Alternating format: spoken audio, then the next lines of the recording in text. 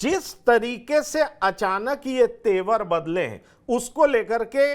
RJD में अविश्वास का माहौल बहुत ज्यादा बढ़ गया है और इसलिए आरजेडी के नेताओं ने भी अपनी रणनीति बदल ली है। वो क्या रणनीति बदली है, इसका एनालिसिस हम आपसे समझना चाहेंगे।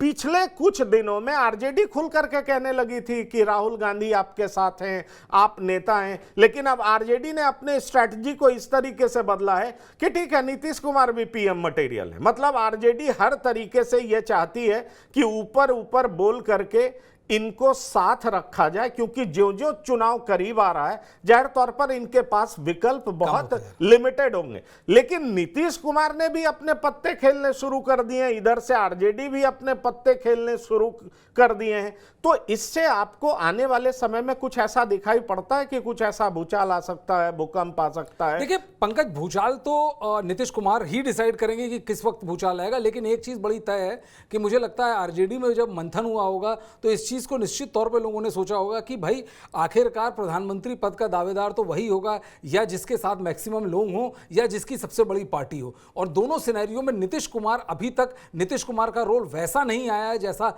नीतीश कुमार सोच रहे थे। नीतीश कुमार ने जो इनिशियली सोचा था कि इंडिया ब्लॉक के सारे लोग, सारी पार्टियां कहेंगी कि नहीं, निश्चित तौर पर नीतीश कुमार का राजनीतिक कद इतना बड़ा है, इतने लंबे समय से मुख्यमंत्री रहे हैं, केंद्र में मंत्री रहे हैं, इन्हें ही प्रधानमंत्री पद का उम्मीदवार होना चाहिए या कन्वीनर होना चाहिए। लेकिन बाकी क्षेत्रीय पार्टियां, चाहे वो ममता बनर्जी हो, चाहे वो तेजस्वी यादव हो, चाहे वो अखिलेश यादव हो, चाहे वो कांग्रेस हो, किसी ने ऐसा हिंट नहीं दिया, किसी ने इस तरह का ज्यादा वो नहीं किया। तो मुझे लगता है नीतीश कुमार को भी एक आइडिया लग गया है कि इस पूरे इंडिया ब्लॉक में वो कोई बहुत ऐसी महत्वपूर्ण भूमिका नहीं निभाएंगे जिससे उनके राजनीतिक जीवन में या उसमें कह लीजिए कि आमूल चूल परिवर्तन हो जाएगा। पहली चीज ये। दूसरी चीज मुझे लगता है कि आरजेडी